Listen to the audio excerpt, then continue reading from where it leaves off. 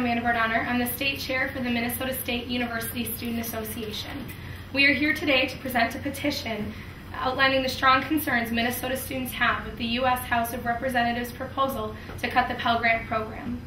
Students on campuses across the state have rallied together to inform and engage their student bodies in opposition to the proposed cuts, sending the message to Congress that these cuts are unacceptable. The Minnesota Office of Higher Education has estimated the current proposal would prevent 13,200 Minnesota students from receiving the Pell Grant. It reduces the total amount of grants awarded in Minnesota by $76 million. Research has shown clearly that need-based grants increase college enrollment among low and moderate income students and reduces the likelihood they will drop out of college. The Pell Grant has made it possible for millions of Minnesotans to succeed in their pursuit of a secondary education. In addition, a college degree will dramatically increase employment opportunities and wages.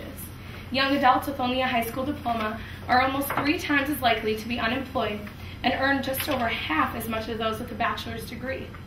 The current proposal would change the eligibility standards of the program and would reduce the Pell Grant budget by approximately $4.2 billion.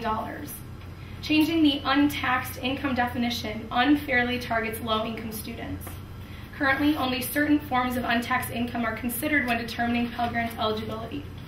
This proposal changes the definition of untaxed income to include means-tested benefits, refundable tax credits, and Social Security benefits. Including these forms of untaxed income and Social Security benefits would overestimate how much students and their families can afford to pay for college. Also, counting the earned income tax credit against Pell eligibility serves to penalize and harm students trying to lift themselves out of poverty. It also estimates and eliminates that Pell eligibility for students considered less than half-time. These are often non-traditional students whose class load is limited because of those outside circumstances.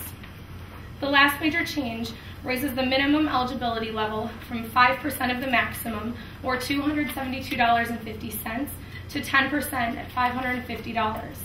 This would mean that students who currently receive less than $550 will automatically be dropped from the Pell Grant program.